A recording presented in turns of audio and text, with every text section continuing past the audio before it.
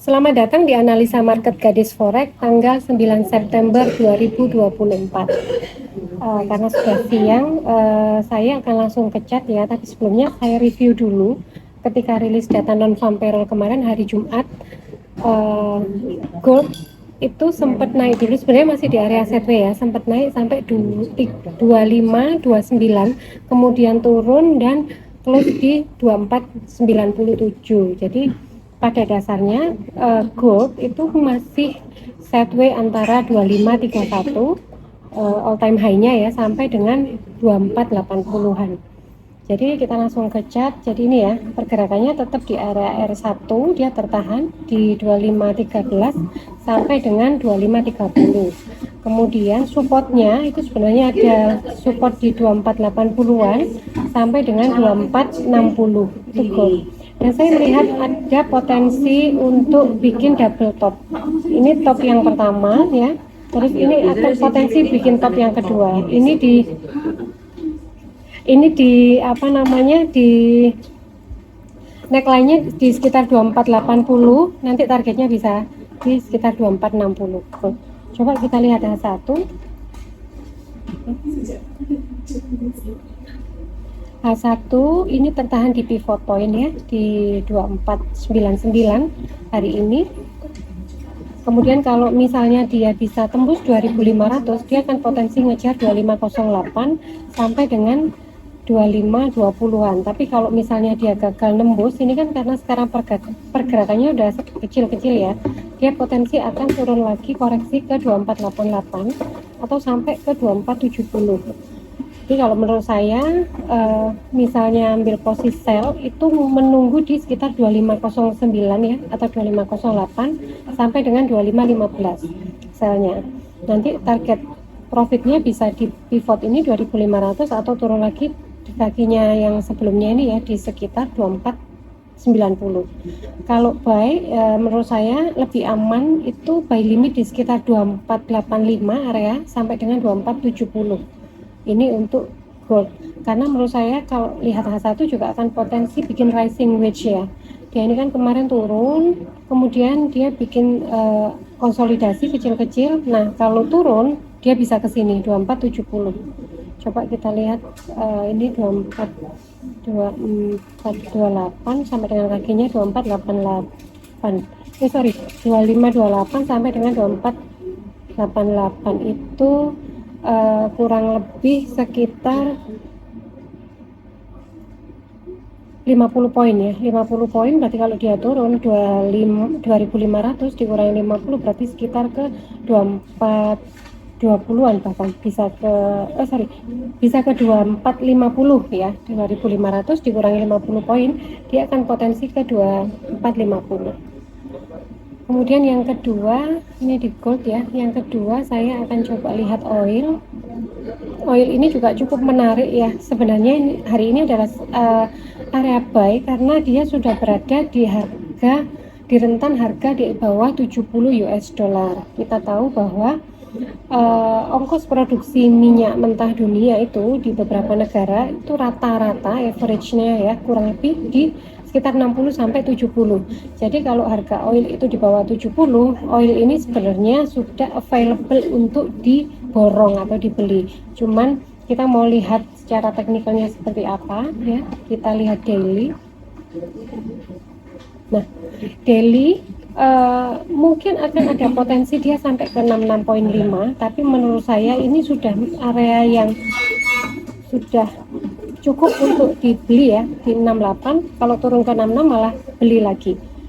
Kalau kita lihat H1-nya oil ini dia akan, ini karena sudah kecil-kecil ya, potensi dia akan ke sini dulu ke 67.9 atau 68. Di sini bisa beli, nanti targetnya bisa paling rendah di 69, atau kalau mau sabar menunggu ya, mungkin di bulan ini sampai bulan depan oil itu akan sampai ke sekitar area 70-an lagi atau 72, 73 bisa ke sana. Jadi memang kalau transaksi di oil ini agak panjang kalau menurut saya. Untuk oil, kalau saya sell, saya tidak menyarankan karena seperti yang saya sampaikan bahwa harga oil itu idealnya di atas 70. Kalau di bawah 70, mending kalau menurut saya collect buy, tinggal kita diversifikasi lotnya aja ya, mulai dipecah misalnya 0,1 dulu sampai ke bawah, bisa di average gitu. Kemudian yang terakhir saya mau bahas Bitcoin. Yes, Bitcoin ini juga cukup volatile ya. Di weekend kemarin itu bahkan bisa bergerak antara 3.000 poin ya, 2.000 sampai 3.000 poin. Cuman memang Bitcoin ini kalau secara daily tertahan di area sini, di area 55 ya. Dan dia akan potensi menurut saya akan ke sini. Misalnya kalau sebenarnya angka 55 ini sudah bisa collect buy. Kalau bisa dapat harga ini ya, kemudian di average sampai ke bawah, ini bisa ke area 50-an, ini bisa ditunggu kalau mau nunggu beli di 50, atau kalau sudah mulai buy di 55 itu bisa di average sampai dengan 50. Tinggal sahabat garis forex diversifikasi untuk size lotnya. Karena menurut saya Bitcoin ini kita lihat ya, Bitcoin ini sideways ya, sideways antara ini 68 ya sekarang, karena resistennya makin menurun, bawahnya bisa ke 50, bahkan di bawah 50 bisa ke 48 Bitcoin. Jadi kalau dia sudah di area tengah, dia bergerak di bawahnya area tengah ya collect buy ya. Nanti karena menurut saya ke depannya untuk jangka panjangnya dia bisa balik ke area 60 atau 70-an. Kita lihat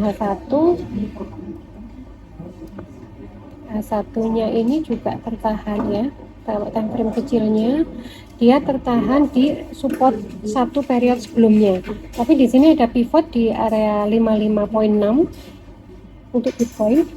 Jadi kalau mau buy tunggu di sini boleh 54 sampai dengan 52, ini area buy. Proyeksinya dia akan ke pivot ya ke area 55, atau kalau misalnya nanti sudah menyentuh ini trading jangka pendek ya, untuk harian di 55 ini bisa sell sampai dengan 56.9 ini bisa sell. Targetnya nanti bisa ke area 54. Kalau misalnya yang trading jangka panjang tadi itu di area 55 itu sudah bisa collect buy. Jadi harus diperhatikan sahabat gadis forex, kalian itu bertransaksi tipenya seperti apa. Tipenya yang memang scalping daily trade atau yang pakai misalnya M15, M30 itu bisa melihat time frame-nya lebih kecil. Tapi kalau misalnya kalian yang tipenya adalah investor, menurut saya Bitcoin di area 55 itu sudah bisa beli sampai dengan dia turun ke area 50 atau bahkan di bawah 50. Jadi itu kemarin itu ada komentar juga dari sahabat gadis forex ya, menanyakan soal ETC ya, Ethereum Cash ya kalau nggak salah. Saya belum menganalisa, tapi logikanya altcoin itu pergerakannya itu menyesuaikan atau sesuai, hampir ya sesuai dengan induk-induknya kripto, seperti misalnya BTC, BTH itu biasanya ngikut ke Bitcoinnya. Sama juga dengan ETC, Ethereum Cash, Ethereum apalagi ya, Ethereum yang pecahannya itu biasanya mengikuti pergerakan dari Ethereumnya sendiri, ETH-nya sendiri. Jadi kita tinggal lihat aja, kalau koin induknya itu naik, kemungkinan pecahan dari koinnya itu juga akan ikut naik. Cuman probabilitasnya atau seberapa angkanya itu bisa dilihat dari technical. Nah, technical ini juga sahabat gadis forex bisa menggunakan banyak bantuan indikator ya. Bisa pakai seperti yang saya, pivot, bisa pakai Bollinger, dan bisa pakai yang lain. Atau yang biasa suka pakai cuman dari hitungan candle juga enggak apa-apa. Jadi itu analisa market hari ini, semoga bermanfaat, tetap cuan dan tetap cerdas. Bye-bye.